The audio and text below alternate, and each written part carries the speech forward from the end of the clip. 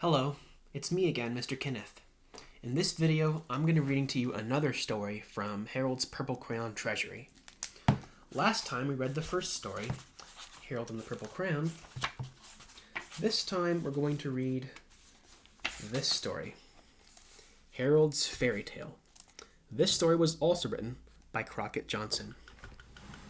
That sign says, "To the Enchanted Garden." This should be interesting.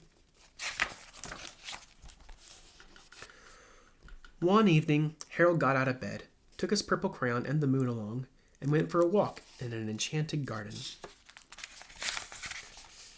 Nothing grew in it. If he hadn't known it was an enchanted garden, Harold scarcely would have called it a garden at all. To find out what the trouble was, Harold decided to ask the king. Kings live in large castles. Harold had to make sure the castle was big enough to be a king's. He didn't want to waste time talking to any princes or earls or dukes. This was a king's castle, all right. It had tall towers and a big drawgate to keep out the people who the king didn't want to see. But when the drawgate was drawn closed, it kept Harold out too. Harold shouted for the king to come down and let him in, but the gate didn't open. He walked along the edge of the enchanted garden beside the smooth wall of the castle, until he thought of his purple crayon. A person smaller than a very small mouse would be able to get in. Without even bending, he walked into a very small mouse hole. He walked through the mouse hole into the castle. He invited the mouse in too, but the mouse preferred to stay outside. As he gazed around inside the big castle, Harold felt very tiny. And a king might not pay much attention to anybody who was smaller than a mouse, so Harold used his purple crayon again. He made sure he was as tall as 4.5 steps of stairs, his usual height. Then he climbed up the stairs, looking for the king. He went up and up and up until he got so tired he couldn't climb another step. Luckily, there were no more steps. He had reached the top. He still couldn't find the king, but he remembered kings sat on thrones. The king's throne looked very comfortable. Harold thought the king wouldn't mind if he rested a few minutes. He sat on the throne, wondering what it was like to be a king and wear a crown. He tried it with the king's crown. It was all right for a while, but the crown began to feel heavy. So Harold put it on the king's head. As he thanked the king for the loan of the crown, he noticed the king looked sad, no doubt because of the garden.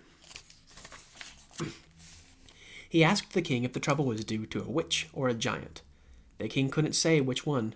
He looked sad and helpless.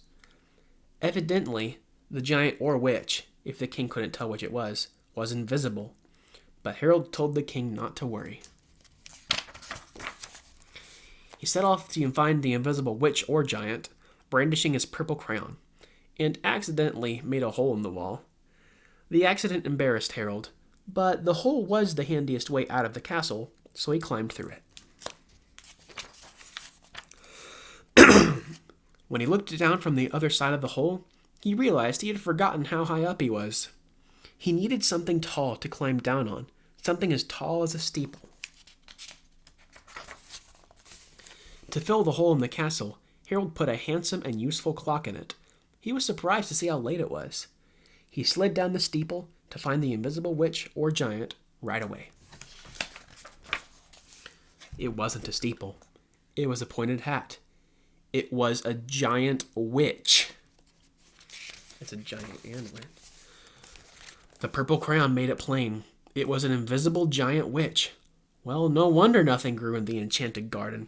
How could anything grow, Harold said to himself, with a giant witch tramping around with big feet?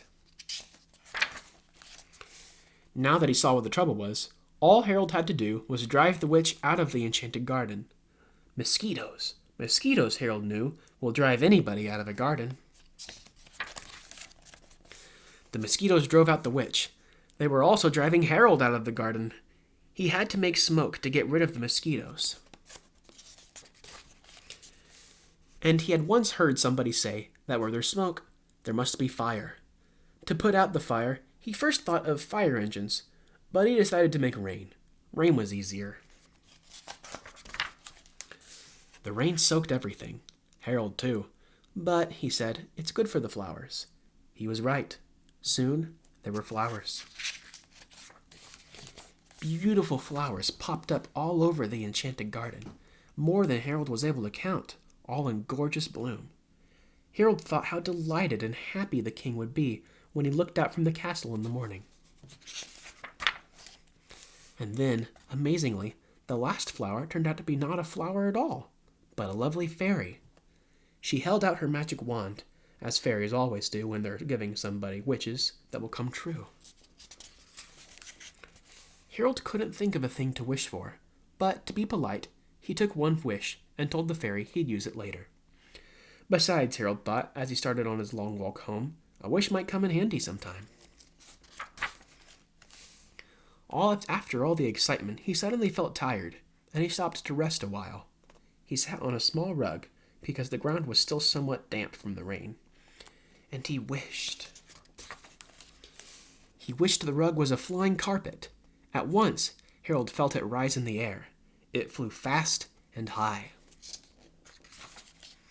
But when it went so fast it left the moon behind, Harold realized he didn't know how to stop the carpet, or even slow it down. He wished he'd taken 2 wishes from the fairy, so he could use the flying carpet, so that he could wish the flying carpet would land. But he did have his purple crayon. He landed the flying carpet in his living room, right behind the high-backed chair his mother sat in, knitting. And he asked her to read him a story before he went to bed. And that's the end of the story. The end. That was Harold's Fairy Tale. I think that's what it's called. Yes, Harold's Fairy Tale. And the sign language for purple, again, you make the letter P with your hand, then you wave it around in front of you. And that's the sign language for purple. Thank you for listening to my story. I'll read another one next time.